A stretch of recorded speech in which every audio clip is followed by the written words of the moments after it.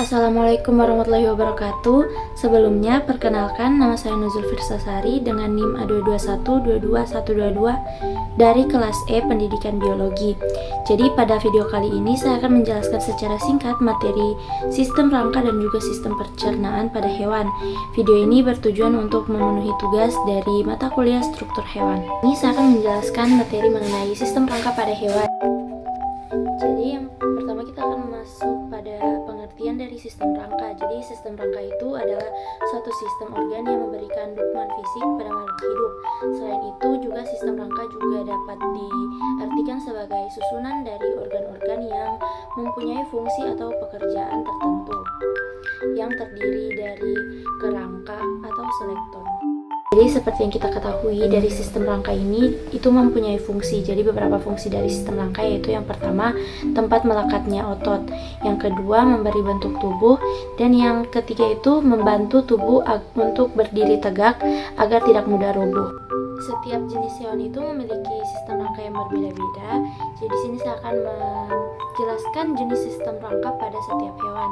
Yang pertama ada sistem rangka pada Pisces atau kelompok ikan, yang kedua ada sistem rangka pada amfibi atau saya ambil contoh di sini katak, dan yang ketiga ada sistem rangka pada reptil.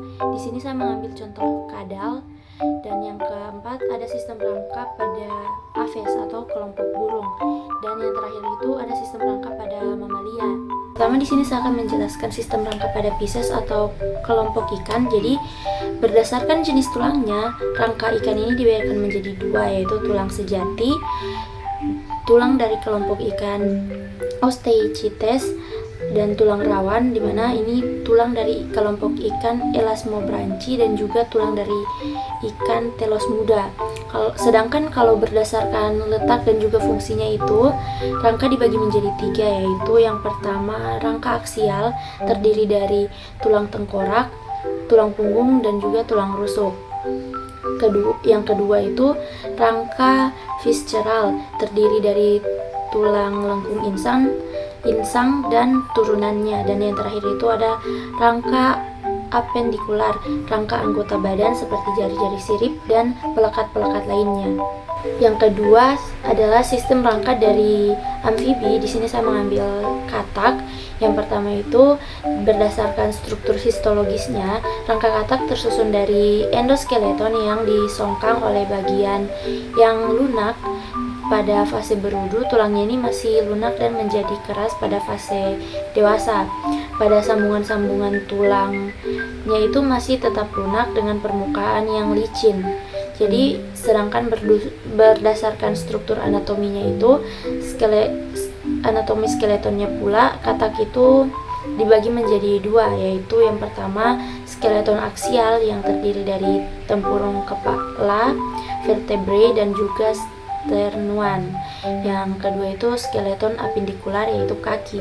Jadi tempurung kepala yang besar dan pipi terdiri atas cranium yang sempit dan beberapa pasang kapsula sensoris dari hidung kapsula pendengaran dan juga kapsula yang besar untuk mata dan tulang-tulang rahang yang terdiri dari osioid dan tulang rahang dari lariknya yang disebut skeleton visceral. Yang ketiga ada sistem rangka dari reptilia, di mana di sini saya mengambil contoh itu hewan kadal.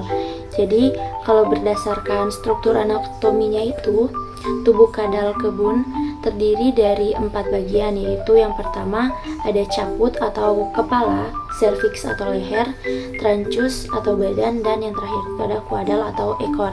Jadi pada bagian caput itu berbentuk seperti piramid, dan bila dibandingkan dengan tubuhnya, ukurannya relatif kecil, tapi mulutnya berbentuk celah yang melebar. Sedangkan berdasarkan struktur histologisnya itu, sistem rangka pada kadal kebun itu dapat dibedakan menjadi dua bagian, yaitu endoskeleton dan juga exoskeleton. Pada endoskeleton itu berasal dari epidermis berupa sisik atau squama menanduk yang menyelubungi permukaan tubuhnya, dan juga posisi seperti susunan genting. Jadi bentuk squama kadal itu berbeda antara bagian kepala, badan, dan juga ekornya. Ya, Dan yang selanjutnya itu ada endoskeleton, terdiri dari skeleton aksial dan epidakuler. Jadi skeleton aksial terdiri dari tengkorak, kaluma vertebralis, sternum, dan juga rusuk. Jadi vertebrae ekor pada kadal itu menulang secara sempurna. Ekor mudah putus, tetapi dapat mengalami regenerasi yang bisa menemukan ekornya kembali. Jadi kalumnanya itu vertebralis kadal menjadi serviks, toraks, lumbar, skaral, dan juga kuadal. Pada kadal juga terdapat tulang rusuk yang bebas. Sebagian tulang reptil terdiri atas kartilago. Yang keempat ada sistem rangka dari Aves, yaitu kelompok burung. Pada penggolongan rangka vertebrata dapat dibagi menjadi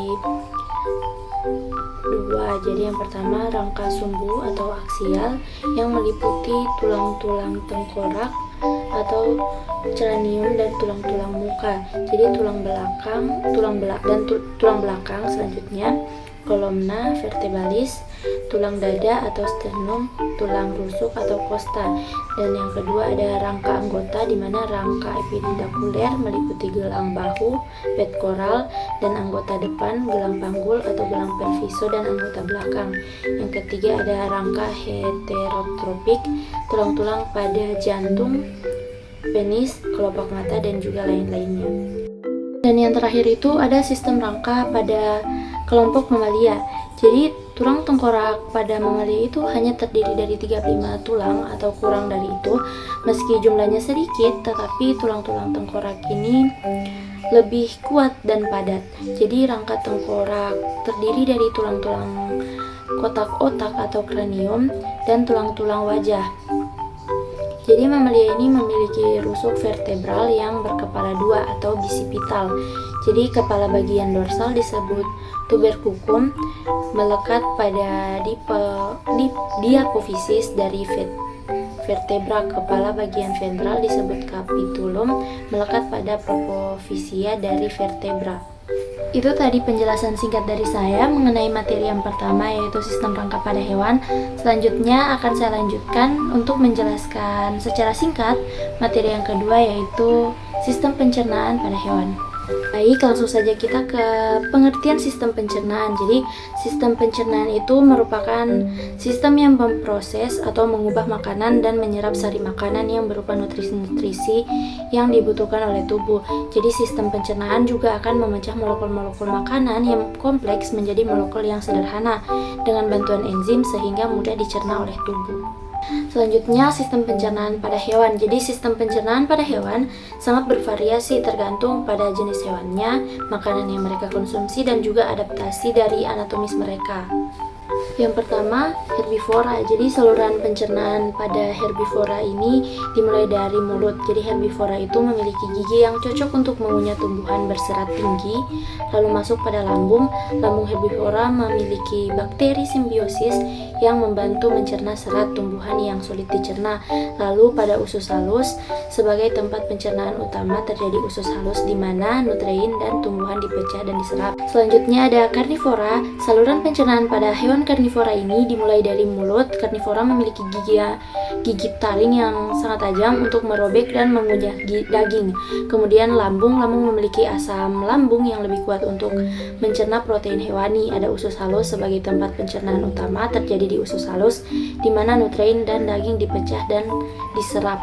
Selanjutnya pada sistem pencernaan Aves atau kelompok burung. Jadi saluran pencernaan Aves atau burung ini terdiri atas mulut, kerongkongan, tembolok, lambung kelenjar dan lambung pengunyah atau empedal, usus halus, usus besar, rektum, dan kolaka. Jadi pada bagian mulutnya itu terdapat paru yang kuat untuk mengambil makanan karena burung ini tidak memiliki gigi.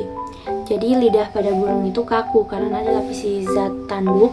Jadi lambung atau perut besar terdiri atas dua bagian, yaitu yang pertama lambung kelenjar di bagian depan dan yang kedua lambung pengunyah atau empedal di bagian belakang.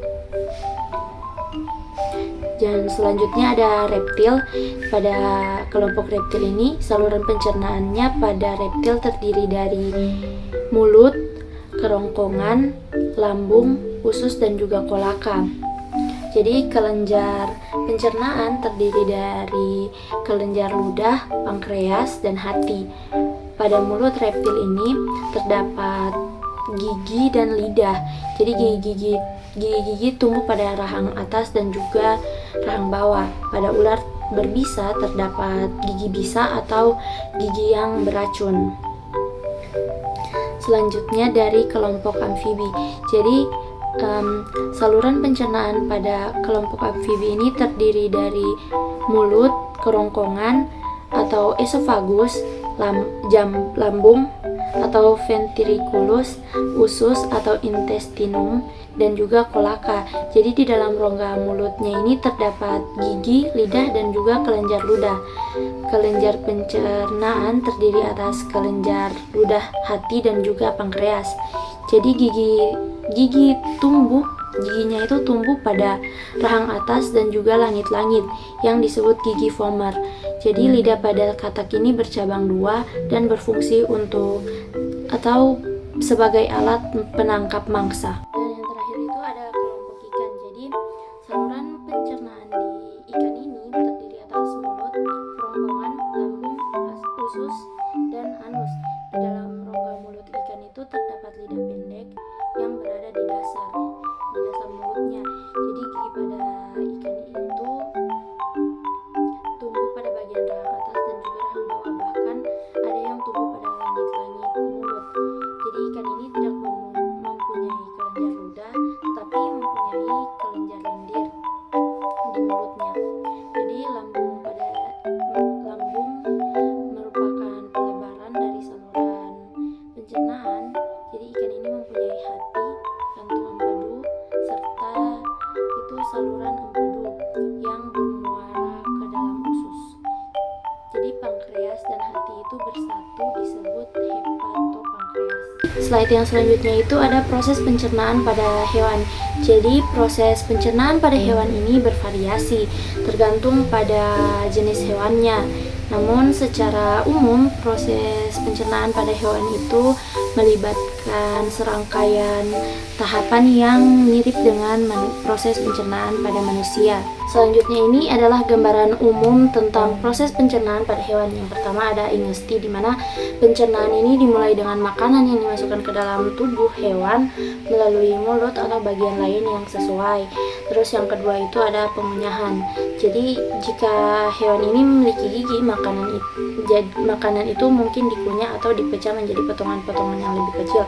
Dan yang ketiga itu ada pencernaan kimia. Jadi pencernaan kimia ini dimulai ketika makanan masuk ke dalam lambung atau rongga pencernaan lainnya. Di sini cairan pencernaan itu dan enzim dihasilkan untuk memecah makanan. Proses ini dapat berbeda tergantung pada jenis makanan dan juga sistem pencernaan hewan tersebut.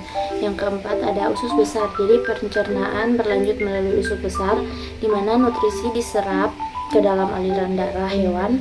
Terus produksi sisa yang tidak dapat dicerna itu mungkin juga mengalami pengeringan dan juga penggilingan lebih lanjut di usus besar ini.